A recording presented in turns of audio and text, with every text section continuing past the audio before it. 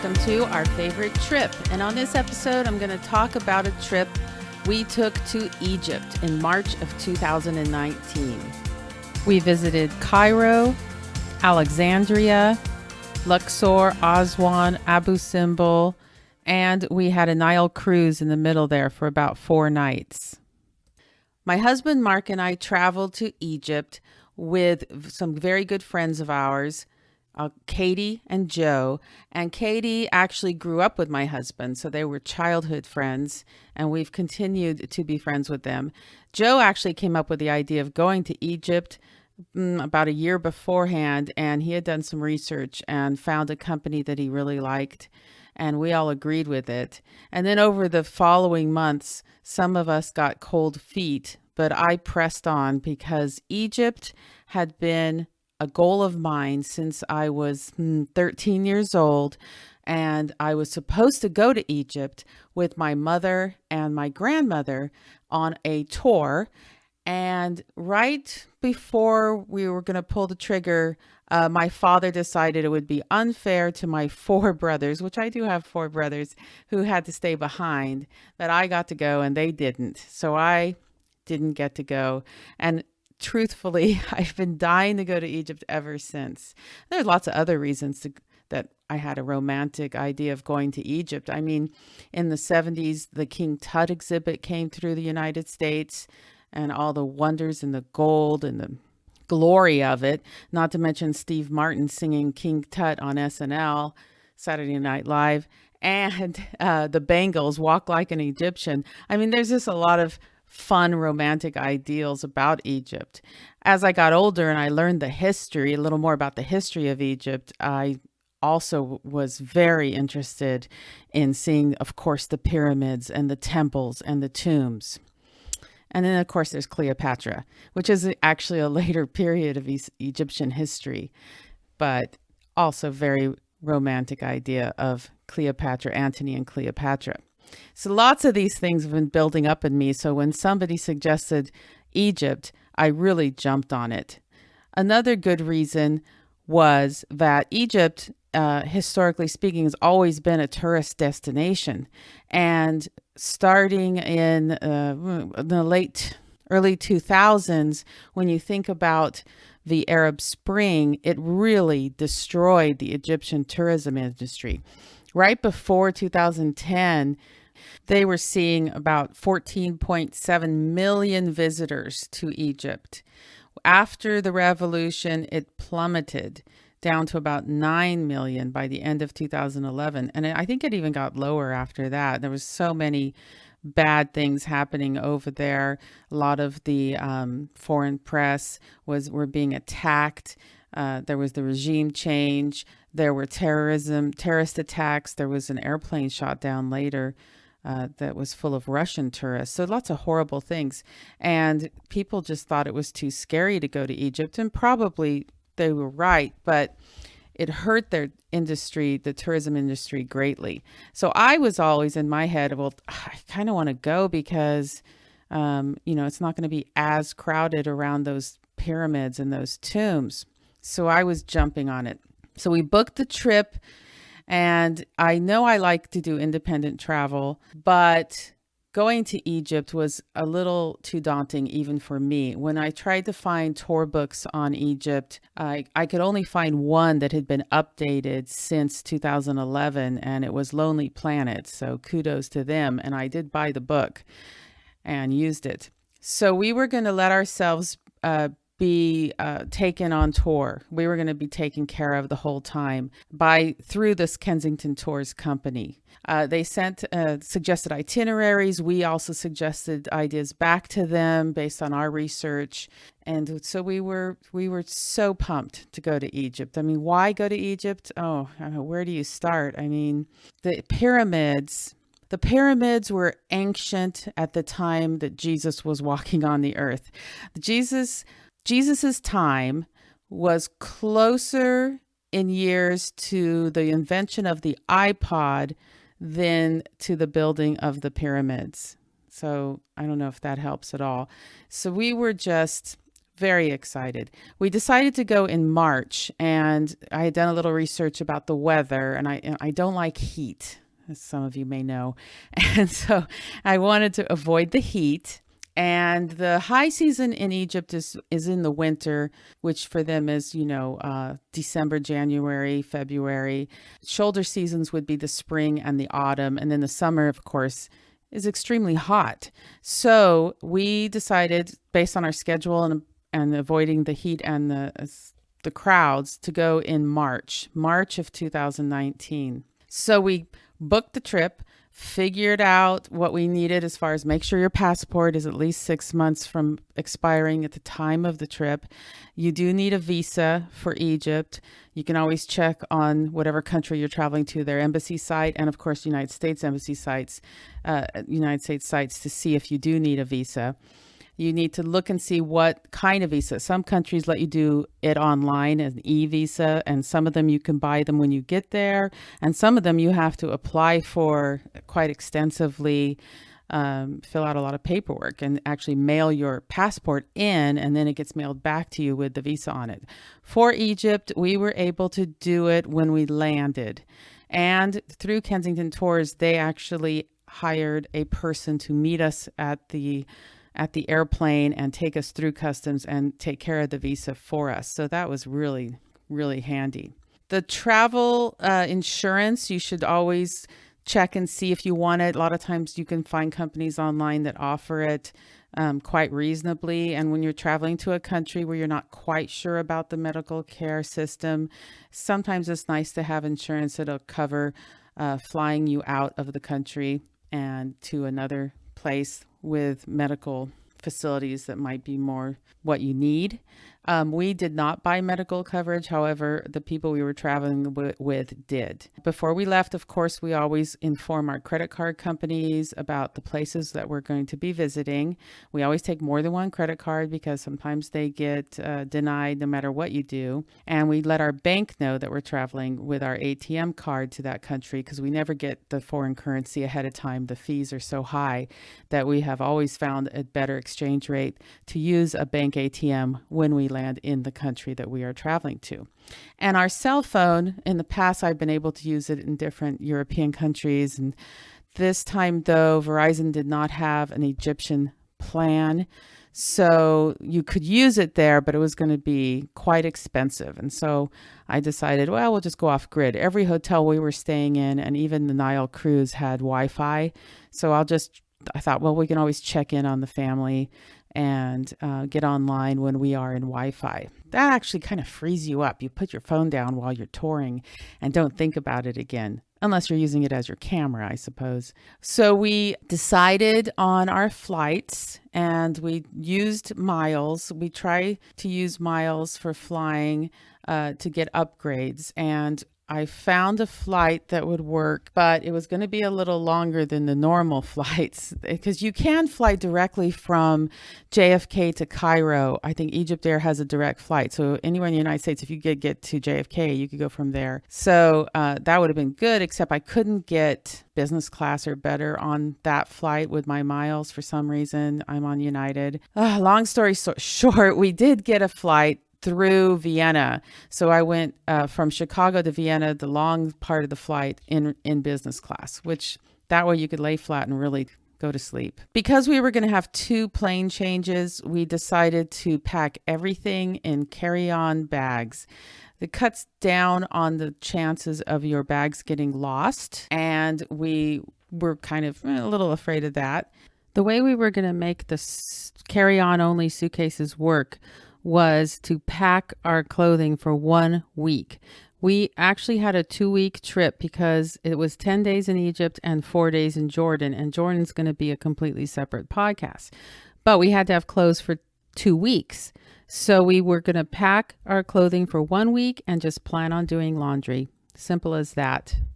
So we decided we were going to go for it. We got carry-on only bags, make sure that they fit the guidelines, especially of foreign airlines, and we were going to be on Austrian Airlines. They are slightly smaller than the United States domestic airlines carry-on rules. And a lot of times they weigh them. So you have to make sure the weight is right. So we had a carry-on bag and a small backpack. And a lot of the heavy stuff I put in my backpack, like makeup bag and shoes, because they don't weigh your backpack. And I had a very small crossbody purse that I kept my passport and ID and credit cards, a little comb, a little lipstick, that type of thing. So I kept that like under my jacket so they don't even see it. So usually you can take a carry-on bag and one personal item, and that's what we were doing. Egypt being a very conservative country, a very Muslim country, I didn't want to wear a lot of shorts or bikinis. If anyone has seen me in a bikini in a while. But anyway, I didn't want to do that. So I packed rather conservatively, long pants, but light linen pants, and my jeans and tops. I kept my shoulders covered, and I brought some scarves just in case I needed to wrap my head or put them around my shoulders at a mosque or a church. They say, though, if you're in a resort with swimming pools or real, modern hotels, that it's not a problem at the hotels, but walking around and visiting, I just wanted to be respectful. I brought a light sweater for the evenings, and I actually brought my puffy coat. It folds up really small because we were going to be stopping in Vienna on the way home, and it was going to be cold in Vienna. And of course, it was cold when we left here, so I had that for traveling. The dress was casual, they told us, except for maybe if you went to an expensive restaurant or really hip spots in town, which I doubt we were going to do. I also remember to pack my 2-pin electrical adapter. So you do a little research online to see what kind of outlets they have in the country you're going to. In Egypt, it was a 2-pin, and you can bring that to charge things like your iPhone or your cell phones, laptops, iPads, even my flat iron and camera batteries. So the flat iron, you have to make sure it's dual voltage, because your iPhone, your laptop, and things like that are already dual voltage. But the flat iron, you do have to look at the little tiny small print and make sure it's, usually if it's dual voltage, it'll say something like 100/240V or 110-220. And if it says that, then it is dual voltage. Also look on the box if you're buying a new one, because otherwise you plug that sucker in from the USA and they have 220 over there. It's just going to blow up. And believe me, I've actually done it. Sparks have flown, almost start a fire. And you don't want to do that. And then you have to go buy a flat iron, which you probably could do. But anyway, don't want to go there. Had my little adapter. You don't need a converter. A converter is a larger appliance that actually tries to convert the electricity. And I've used those before, and they don't always work that well. So you're okay with an adapter. I never pack a hairdryer because that's just too much. You need a converter for that. Although almost all hotels and Airbnbs or rental properties that you go to will provide a hairdryer, and it's going to be in the local voltage. I did want, since we were going to be just taking a carry-on bag, I wanted to cut down on my liquids, because you have to pack your liquids in I think 4 ounces or less. 3.5 ounces, and they have to be all the liquids in a sealed quart size bag. So I thought, well, I wanted some mosquito protection, so I was able to get them in wipes form, so I could put those in my suitcase. And I also bought makeup remover in wipes form so that I could just pack those in my suitcase and not have to worry putting that in my little Ziploc bag. And I just didn't worry about the shampoo. I did bring my own shampoo, but most hotels have shampoo, and I just wasn't going to be too picky about that either. The tour company, like I said, was Kensington Tours, but we figured out our own flights. We didn't use them for the flights, only for the land-based touring. Another tip about your flight, I always pick my seats ahead of time, even if I have to pay, because I want to be comfortable. I mean, unless it's a really short flight, anything 4 or 5 hours or more, I'm going to pick my seat. And a great site that you can use is Seat Guru. I think there's others, but I use Seat Guru to check out the layout of the plane and where the best seats are. So we're ready to take off. We left from SFO about 6:30 in the morning to Chicago. That's about a 4-hour flight. We were in regular economy on that segment. And then in Chicago, we switched over to Vienna. We were flying to Vienna on Austrian Airlines, and we were able to get the business class. And that was going to be a good 10 hours on that segment of the flight. We were so happy to be in business. I have not flown business class that often, you guys. So to me, it's a super thrill when they are so fawning over you. I mean, it's such a world of difference from economy, which is where I mostly spent my time. So we get in there and they're giving you champagne. They're giving you the menu. The chef comes around. Literally, they have this guy in a chef's hat coming around saying he's the chef and taking your order for dinner later, which was going to be multiple courses. And we had our dinner, was great. And then you lay your bed down flat and they give you linens and comforter and a pillow, and you get all comfy in there, and they turn the lights down low. We had gotten to that point where we were laying there sleeping. I was on the inside. It was 2 seats, and I was by the window and my husband was by the aisle. And once you lay flat, it's kind of hard to get out. And he had told me before he went to sleep, just wake me up if you need to get out to use the restroom or whatever. And I said, okay. So of course I woke up and I had to get out to go use the restroom, and he's laying there flat asleep. And I didn't want to wake him up. He seemed so peaceful, and it was really dark. And I thought, I can just swing my leg over him and get out of here, and he'll never even notice. So I start to swing my leg over him, and what I couldn't see in the dark was a glass of water that was sitting on the little armrest, which was really wide between us. Knocked the full glass of water right in his face while he was sound asleep. He let out a yell and a curse word, and he jumped, and I had no idea what was going on at this point because it was so dark. I didn't know what I had done. So I turned on the little light, and he's just soaking wet. And I couldn't help but start laughing a little. I'm sorry, but I was laughing and chuckling. And I told, no, you just take my dry seat. I'll deal with the wet seat, which he did. He took my dry seat and went back to sleep. He has a amazing ability to sleep on airplanes, by the way. He doesn't even have to be laying flat. He can be sitting straight up with his headphones on, his neck pillow, and his little shades on his eyes, and he just goes right to sleep. It's really irritating. But anyway, he took the other seat, and I dried up and took his wet seat, which really wasn't that wet because most of the water hit him. He was more wet than the seat.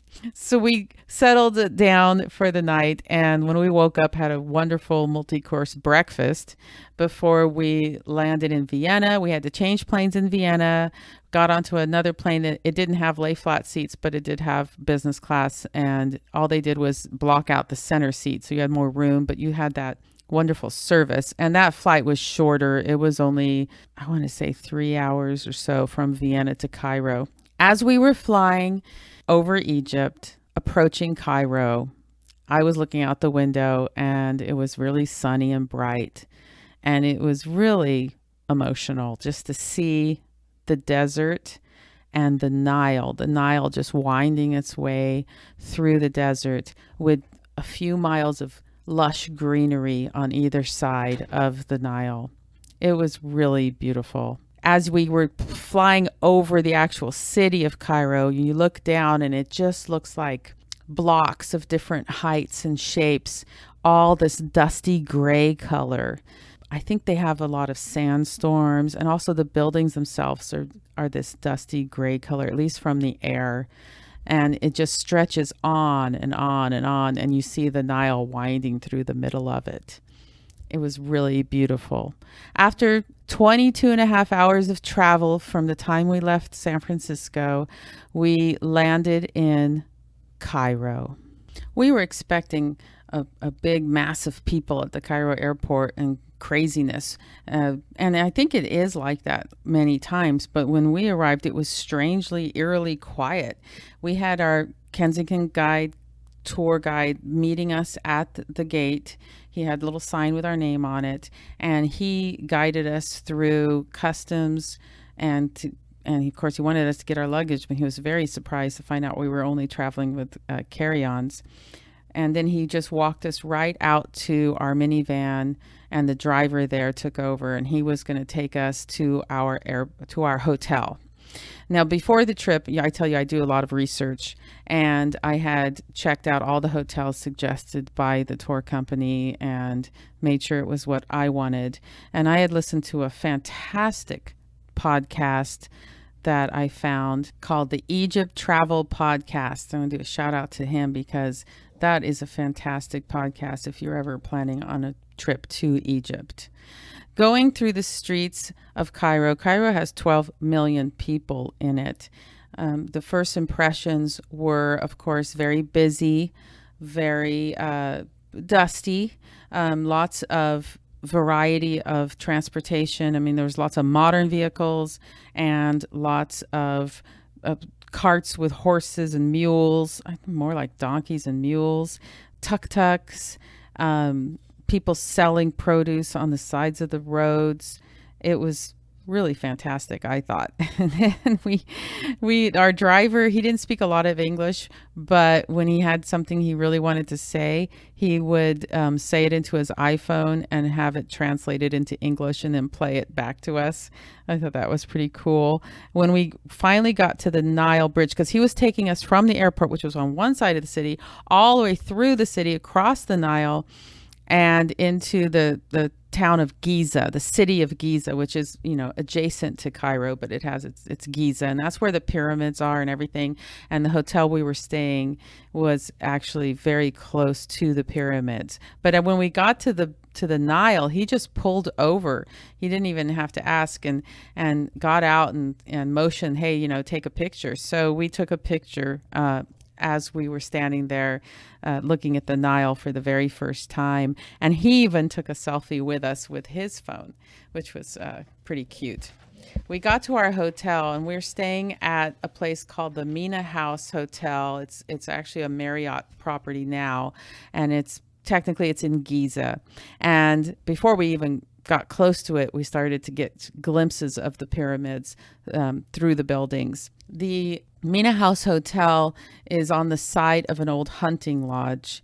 It was built I think the hunting lodge around 1869, and then it became a hotel for the first time in 1886. Had lots of uses over the century, over the decades. It has such a fabulous location. It's only 550 yards from the pyramids. Technically, you could walk to the pyramids from the hotel. As we approached the hotel, they stopped us at the gates and had them turn off the engine, and they take a look around the whole vehicle with a mirror and a bomb sniffing dog. It's security. They're very, very concerned about security there. And when you get to the hotel lobby, you actually put your luggage, your bags, everything goes through a metal detector to get entered to the lobby of the hotel. So the hotel was lovely. They are remodeling the old part of it, and we were staying in the new wings, which it's fine. You have nice modern rooms that way, and it's a beautiful property. Really beautiful. So we were met at the lobby by Hassam, who worked for Kensington Tours, and he was going to be the coordinator of the trip. And he told us what was going to happen next. He checked us into the hotel. I am not used to being taken care of to this level. It was like he really holding our hand, and we made comments throughout the trip that we were in a bubble, but we kind of liked it in the bubble. We got to our room, and from our balcony, we had a view of the pyramids, and it was fabulous. Now, you may be wondering, what happened to Joe and Katie? Well, Joe and Katie also flew from the San Francisco area. They arranged their own flights because they had their own miles that they wanted to use, and they actually had arrived earlier than us, I think the night before, late. So they had been there all day. They'd been able to go swimming in the hotel pool and just relax, is what they were doing. So as soon as we got to the room and we got into Wi-Fi, I was able to send them a message, hey, we're here. And they were, I think one of them was taking a nap and one was hanging out on his balcony. And we arranged to meet for dinner. And we weren't going to leave the hotel because our official tour wasn't going to start till the next morning when we were going to go to Alexandria. But that afternoon and evening, we had to ourselves to kind of settle in. And we met for dinner around 6 o'clock or so at the hotel. The Mena House Hotel has a history of its own. It's actually was, they had they called it the Mena House Conference of 1977, which was an Egypt and Israel peace settlement. It led to the Camp David Agreement. At least they tried to start it. It started there and it has had lots of famous visitors. I can't even begin, Agatha Christie types and actors and politicians and heads of state. They've all been there. It's also very close to the new the Great Egyptian Museum, which is being built. It started in 2000, but of course with the Arab Spring, it just stopped. And now it's restarted. And they keep saying it's going to open 2018, 2019, 2020. It's not open yet, but they are moving all the King Tut items into this Great Egyptian Museum. And it is beautiful to see from the outside as you drive past it. It's very cool looking. You should look it up online and check it out. So we were going to meet for dinner at 6 o'clock. The hotel was setting up for a wedding that night. And as soon as the sun started to go down, it got actually kind of cool out, which was great. We sat outside for dinner and we could see and hear the wedding. It was very loud and very fancy with drones and a camera on a boom and fireworks and loud music and very pyramid theme, because you could see above the trees, you could see the actual pyramids with lights on them. And I thought, how cool is that for a theme for your wedding? It was an Egyptian wedding. And the wedding music, I'd say one of the things about the Mena House is they have a lot of weddings and parties there. So it can be loud. And the music was pounding until about 11 p.m. And then it shut off abruptly at that time. However, we did notice an older couple, decided to move hotels because they couldn't take that loud music. My husband went right to sleep at about 10 o'clock and I listened to the music till about 11.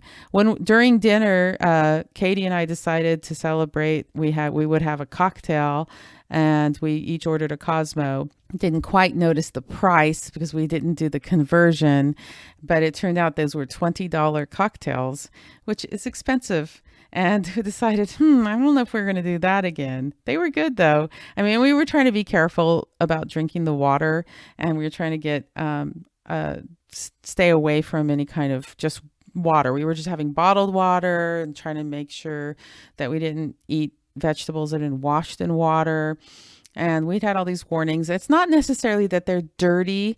It's just that your stomach, growing up where you grow up, is used to the bacteria in your own water. And when you travel, so it's a different type of bacteria might be in that water that's going to affect you and may make you ill.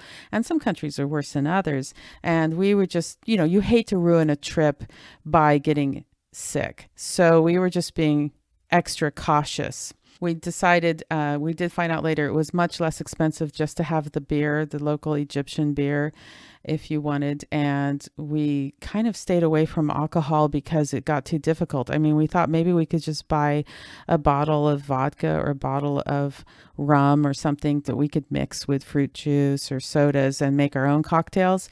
So I would ask our tour guide, is there a liquor store we could go to? And they would just look at me strangely and they'd say, well, maybe, I guess, but I don't know where it is. So it just got so difficult. We just gave up on buying alcohol in Egypt.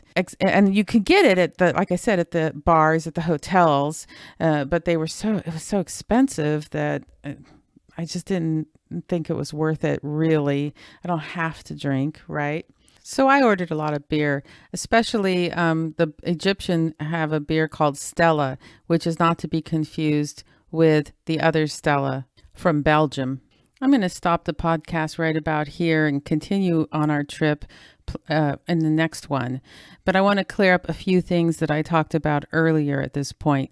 When I talked about the gem or great Egyptian museum. It's actually called the Grand Egyptian Museum. Also, we used Kensington Tours, which I talk about a lot, and I'm not getting paid by them. I mean, I wish, but I'm not. There's lots of tour companies out there that you can use, and you need to do your research and find one if that's the way you want to go. Having a private guide, of course, is going to be more expensive than joining a group. And the larger the group, usually the less expensive it is. And you need to decide what level of hotel and accommodations that you want to stay in. We had been told for Egypt, you don't really want to skimp there. There's, if it's really cheap, it's probably not going to be something you like. So you do want to spend a little, but you can stay in really nice places for reasonable in Egypt, especially right now. One of the things I forgot to mention in the planning of this trip to Egypt is we did look on the cdc.gov website. It's the Centers for Disease Control and Prevention, and they will give recommended vaccinations for any trip you're taking. And it's up to you. If you want to be that cautious, you can look and see exactly what areas of the country that you're visiting, what areas they recommend vaccinations for.